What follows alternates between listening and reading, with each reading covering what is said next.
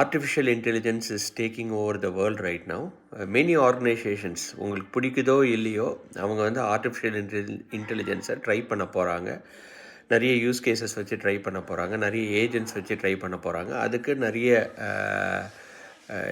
Data சயின்டிஸ்ட்டை வந்து recruit பண்ண போகிறாங்க. ஸோ இதனால் என்ன ஆகும் அப்படின்னா, மிட் லெவல் மேனேஜர்ஸ் இருக்காங்க இல்லையா, ஓல்டு டெக்னாலஜியை யூஸ் பண்ணவங்களை எல்லாத்தையுமே வந்து அமைச்சிட்டு இந்த நியூவாக இருக்கிற காலேஜ் கிராஜுவேட்ஸை ரெக்ரூட் பண்ண போகிறாங்க.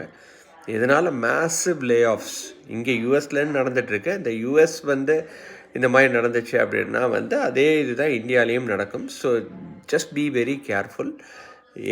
எந்த அளவுக்கு படிக்க முடியுமோ அந்த அளவுக்கு படிங்க.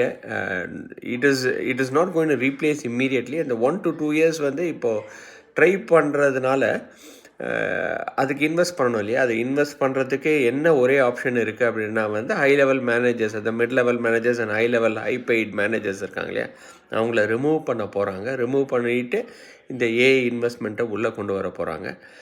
ஸோ 1 to 2 years இப்படி தான் இருக்கும் until market settles down it self.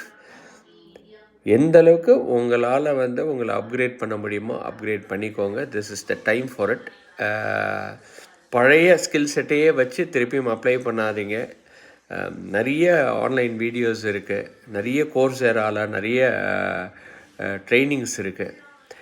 AI ஃபுல்லாக தெரியலனாலும் ஏஐ ஜார்கன்ஸ் என்ன, ஏஐனால் என்ன பண்ண முடியும் பண்ண முடியாது, இதெல்லாம் வந்து கற்றுக்கோங்க. இதுவே நிச்சயமாக அவங்கள அடுத்த லெவலுக்கு கொண்டு போகிறதுக்கு யூஸ்ஃபுல்லாக இருக்கும். நீங்கள் வந்து ஹெவிலி டெக்னிக்கலாக இல்லைனாலும் என்னெல்லாம் பண்ண முடியும் பண்ண முடியாது, எப்படி அதை வந்து நேவிகேட் பண்ண முடியும்ன்றதை தெரிஞ்சாலே உங்களுக்கு நிச்சயமாக ஒரு வாழ்க்கை இருக்குது.